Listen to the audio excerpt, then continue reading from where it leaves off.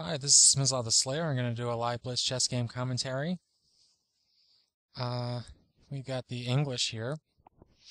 I also just want to say something about Japan, and that I hope that the efforts there go well.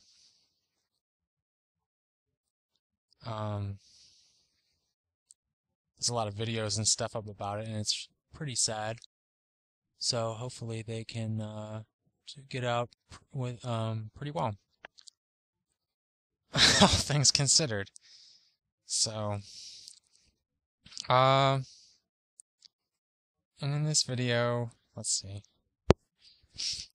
I gotta get back to okay. So it's a King's Indian, and I've got G4 under protection here. I haven't castled yet, which is kind of rare. I'm not really playing kind of goofily here. Don't think I'll castle now. Get a knight to E4 maybe? No. The F4 pawn, that's not a big deal. I'll play B4 and C5. And my attack should be pretty quick. And Black's his G4, his ability to get at this G4 square is not that decent. I'll be able to play. I wonder if I want to play H3 right now. I think I do. And if he sacrifices the bishop, it could get very difficult for me, but I think I'll be able to get through, be able to defend the position decently enough. We'll see. So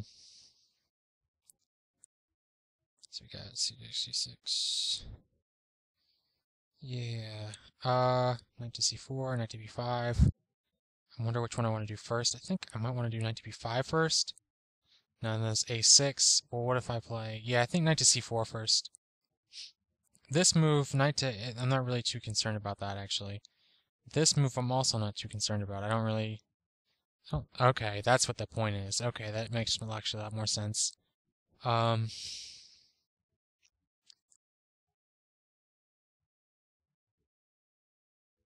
Now I wonder if I just want to just play it real simple and just take this A pawn. I'm pretty sure I do.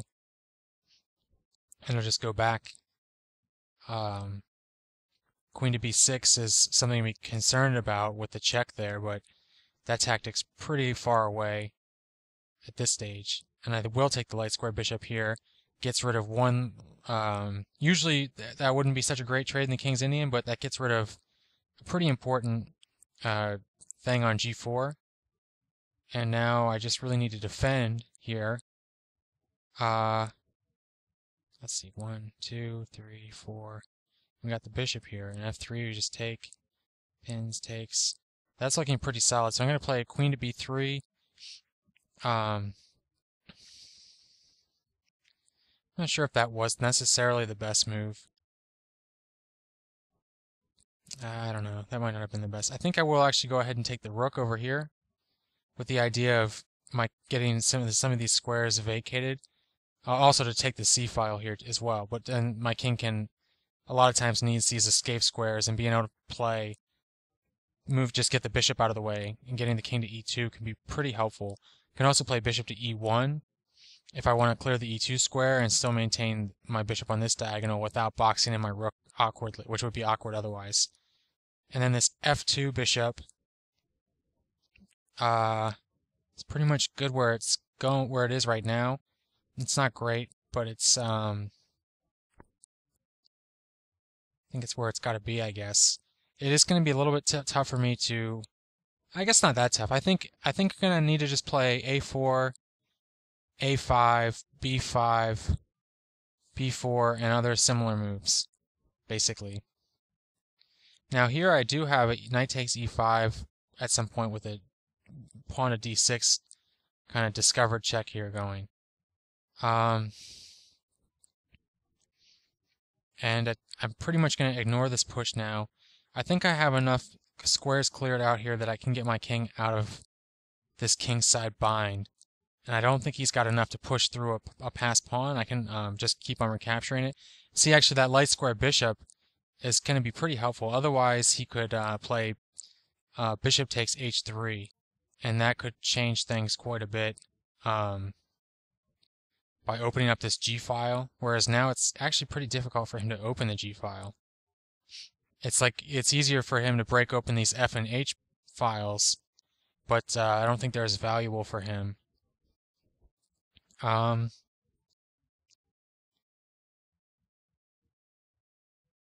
gonna go ahead and play B5 first, mainly to prevent a counter B5 push.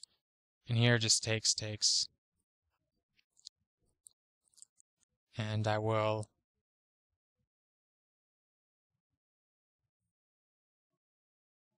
do I want to just ignore it? I think I kind of do.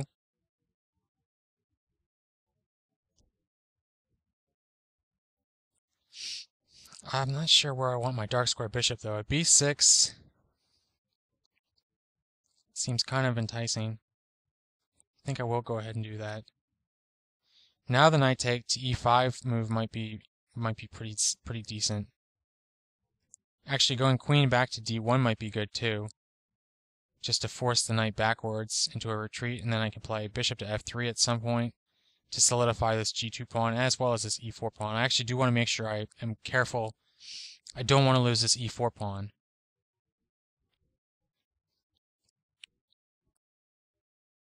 So I think actually I'm going to go ahead and play.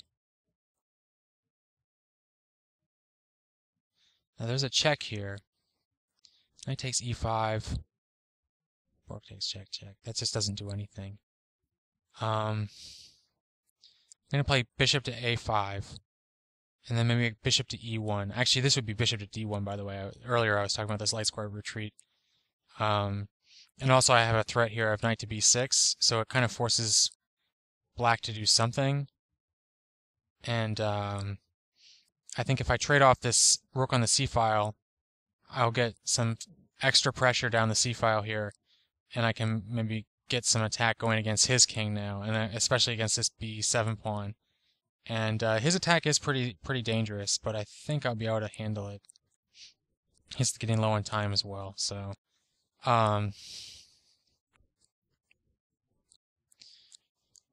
so things are looking pretty good, actually. Pretty good.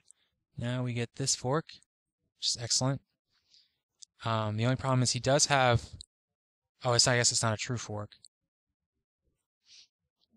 He does have, yeah, queen to there, but that doesn't really. Oh, see, now here's actually where that clearing that F1 rook is helpful, although it doesn't quite matter all that much in this kind of position. I'm actually just going to go ahead and take the knight at this stage. Queen to G4. I think I can actually just play queen to C2 maybe. Maybe queen to A2 would be better to keep up this possible discovered attack. That might actually be best. I might do that instead. Queen to A2. The queen's probably not going to be that great on C2. There's an F3 pawn push though is actually pretty bad for me. But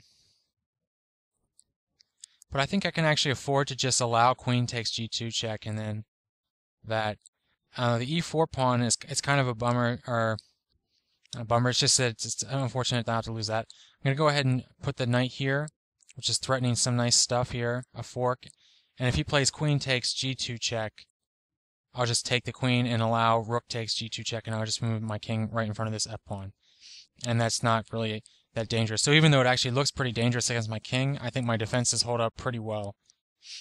And he can't get a piece in early enough, basically. And I also have a potential, just this pawn to run to get a new queen. The rook's under attack. A lot of stuff's under attack. So going back to the beginning, it was King's Indian, and kind of a somewhat like awkward move order, but it worked out pretty well for me. And this position actually is a pretty. This is like the kind of King's Indian position I really like playing as white, because it seems like black tries to get the G4 pawn push, but there's a lot of things white can do to try to make that not really ideal. And I wonder if actually black would have been better off of just playing G4 right now, as weird as it may seem, and then just really focusing on breaking up King's the white's kingside pawn structure as early as possible. I'm not sure about master level games on this, like grandmaster level, I mean. In this kind of position, I'm not sure if this is even a correct position that they would get to. But I think that seems like that might be a really solid pawn sacrifice. And black, I think, would have pretty decent chances of, and his attack would be would be a lot quicker if he did it that way. Whereas the way he does do it, it works, I think, but this A7 business, that's actually, yeah, I don't know. I think A6 would be better here, actually, to prevent bishop knight to B5, and it's entirely to prevent knight to B5, because I think that's just such a bad move for black that he really should not allow this. And it's such an easy move for him to play A6, and there's not really a good way for white to then exploit that, because if I play B5, B takes A5, A6, B takes A, it doesn't really. I mean, I'll have the two open B and C files, but that's not really. I mean, I guess I get the C6 square, so I do get something but that's pretty slow too, and that gives him a lot of time for his attack to get rolling. And then the blunder here, I really like actually this taking the bishop here. I think he might have just even want to play bishop takes H3 right here, actually. Might have been better than what he did do. Though I'm not positive about that one. That one looks a little sketchier, especially in like a longer term. And for Blitz, I think that'd probably be best, but just as far as objective theory goes, that's probably not correct, but it could be.